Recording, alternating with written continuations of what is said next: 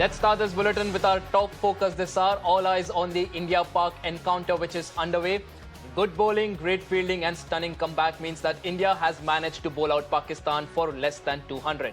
In fact, at one stage, Pakistan looked on course to score 300, but Indian bowlers managed to peg the men in green at just 191, with Pakistan skipper Babar Azam departing immediately after he scored his 50. 5 Indian bowlers took 2 wickets apiece, and this was the Indian team that has bowled out Pakistan for 191. My colleague Himanshu joins us live from the newsroom for more on this. Himanshu, brilliant comeback there for India. Pakistan, of course, looked on course to get a very big total with the wicket not really offering too much. But after Babar Azam's wicket, didn't look like any Pakistani batter did really want to apply himself on the crease there. Okay. Ashish, for starters, a very good evening to you. And I think rather than good, in fact, it is the best evening if you are an Indian cricket fan. I mean, what a show by the Indian bowlers. 8 wickets, 35 odd runs, absolutely stunning. The comeback that was scripted by the bowlers led by Bumrah, Kuldeep. 5 bowlers actually picking up 2 wickets apiece. All-round show, combination working extremely well. Rohit's captaincy was spot on. And yes, you're absolutely right. I mean, until the point Babar and Rizwan were batting, the pitch was looking exactly as it was predicted to be. Placid, docile, batter-friendly, the ball coming on to the bat nicely, players being able to pay through the line. But once Siraj actually took that wicket with an absolute jaffa, the ball holding its line, hitting the top of off, which is a dream dismissal, the rest absolutely fell like dominoes. Not taking anything away from the Indian bowlers, they were absolutely on the money, line, length, the mix of pace, everything was absolutely fantastic. But yes, I think Pakistan did kind of get overawed by the occasion, seeing all the blue around them. And I think the occasion got to them in a manner in which nobody was even willing to apply. Barring Rizwan, who later got out to Bumrah, none of them were actually willing to stick around. Pakistan barely managed to bat 42 odd overs. And this total, and the way India has just started, Ashish, I mean, Shubman Gill seems to have picked up where he left in IPL at this ground. It seems that India are on course for a famous, historic win and 8-0. So all the talk about Mauka, which was coming from various quarters, seems that Pakistan will have to wait for that Mauka for 4 more years. Absolutely, Himanshu. All eyes on this match now with India start. Of course, a lot of questions will be asked about Pakistan's batting there. We are also joined in right now with Mr. Vedam Jaishankar, who's a sports journalist. Mr. Jaishankar, brilliant performance this, bowling performance, in fact, by India. Now, everyone's talking about how the pitch looked like when India started to bowl first. The Pakistani batsmen were finding the gaps. The ball was really coming onto the bat really well.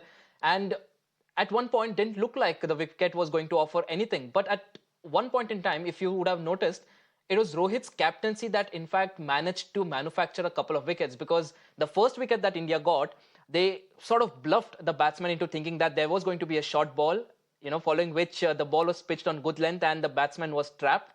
So how exactly do you look at in terms of captaincy, which has also, in fact, managed to make a difference on a pitch that did not really offer too much to the batsman in the beginning? I think what we really need to look at Rohit's captaincy here is the amount of pressure he exerted on the batsmen. If there were bowlers who were not really firing, like Shardul Thakur, he gave him 2 overs, he removed him. And at one stage, even Hardik Pandya was removed from the firing line because he wanted bowlers who could exert pressure all the time. And of course, Hardik picked up a couple of wickets. So did Siraj. Actually, Siraj bowled well, but he was, he had the tendency to bowl a bad ball every now and then. But the good thing is he got a couple of wickets and crucial wickets at that. So the fall of wickets also exerted pressure. And of course, Kuldeep Yadav and Jadeja, and of course, the unbeatable Bumrah. I mean, they kept it so tight. And, each time they bowled, it looked like they would get a Pakistani wicket at any time because so much of pressure they exerted. And let's not forget the fielding. Fielding was brilliant. And I think this combined with the way Rohit handled it and ensured that the fielders were in the right position and there was pressure exerted at all times. And I think the fielders, the bowlers knew what to do, except for a minor blip or 2 here and there. But again, Rohit also was ruthless enough to remove the bowlers who didn't perform and shuffle them around. So I think all in all, it's a very, very good performance, except that you have a low total, and totals are always dangerous. Yes, Mr. Jaishankar, like you said, ruthless captaincy there by Rohit Sharma. I'll take this point across to Himanshu now. Himanshu, now we're also looking at India's batting. We looked at Pakistan's batting, which in fact went in a completely different tangent towards the back end of the innings. So is there something in the pitch, or was India's bowling that good? To be honest, Ashish, actually, experts also didn't think there was anything in the pitch. And former cricketer Waqar Yunus, who was in the commentary box, was actually expressing bemusement at the way the Pakistani batting lineup was approaching the innings. And there was clearly a move in two halves. The first half, Pakistan were rock solid, at least until Babar and Rizwan were on the crease. And then the domino-like collapse. However, something that just Vedam had mentioned about low totals often being dangerous. So India has lost its first wicket. Shubman Gill has departed. He was looking quite good, solid, but India now 23 for 1, and this is an update for our viewers. And this is the kind of thing which often also gets tricky, you know, because how do you approach a low total? Should you go all out? Should you kind of hold it back and try to see off the spell? And Ashish, as we have been discussing all through the day, the first spell from Pakistani seamers was always going to be very, very crucial. Shaheen, Hassan Ali, Rauf, these guys, once they get any sort of an inkling that the batsmen are feeling the pressure, they go all out. And it is now up to King Kohli and Rohit to kind of not let the nerves and the occasion get to them in any capacity. Not that it will at the end of the day. Kohli is the chase master. But now India would maybe like to take a more measured approach and chase the total down, rather than going for the big hits and trying to assert themselves.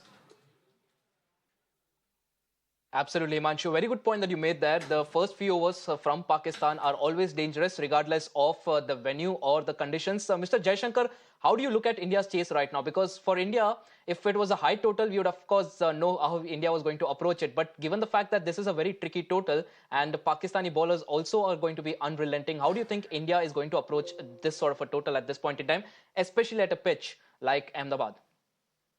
See, what we saw even in the first innings is when the ball was relatively new, the pitch played out well. It was coming onto the bat easily. But as the ball got softer and a little more worn out, then it was not coming on. That's why the collapse was from 155 for 2 to virtually 190 something all out.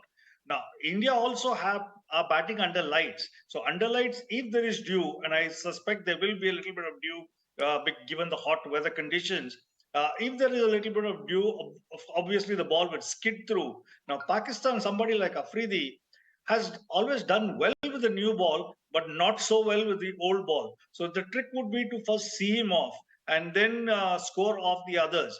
The pitch would be a big factor in this, especially because under lights, and if there is dew, then it would behave differently than it did in the morning or the afternoon, I beg your pardon. So I think they need to keep track of that. But I'm sure our batsmen are so used to these kind of conditions and they have played so much under lights, they would really handle this small target much better than the Pakistanis handled a situation where from 155 for 2, instead of going for 160 or 260, 270, they tried to get into 300, 320 and collapsed. I don't think we'll make those amateurish mistakes. Absolutely, Mr. Jaishankar. Before we wrap this up, I need a prediction from both Himanshu and Mr. Jaishankar about what do you think of India's chances, because of course there is going to be dew and the ball is also going to hold on a little bit once it gets softer as well under the lights. So Mr. Jaishankar, starting with you, what do you think of India's chances at this point in time? Like I said, I expect India to win because I think we have the batsmen, we're used to these conditions, and Pakistan doesn't really have the depth in bowling. They're really missing a couple of key bowlers. So I think India should go through. Even if they lose a few wickets, it's not a big target. They shouldn't do it. And Himanshu there, of course, Pakistani bowling, like Mr. Jaishankar said, does not really have the depth. And even their spinners have been out of form. And that was the key difference, I think, between the two teams before the match began. So Himanshu, I know who you are expecting to win, but why do you think India has a good chance at this point in time? Ashish, for me, it's very clear. I am in blue. This is a day to bleed blue. And I think it is India all the way at this point of time. Rohit looking in absolutely sublime touch. The hitman is on song. You have the chase master Kohli himself at the crease, 190 odd. And I don't see any major upsets along the way until something very, very drastic like the Pakistan innings happen. But as Vedam himself had pointed out that Indian batsmen know how to deal with these situations, bat under lights, how to pace the chase. And I see it a super Saturday with an Indian victory. Absolutely, Himanshu. Thanks a lot, Himanshu, and also Mr. Jaishankar for joining us for this discussion. And of course, over a billion eyes there hoping for India's victory, and 1 lakh people at the stadium will be chanting India's name. We'll, of course, hope for an Indian victory, but with cricket, well, you never know what really happens. Every team has a chance on its day. Thanks a lot for joining us on this discussion, and we'll, of course, keep a track on everything that's happening from the Narendra Modi Stadium.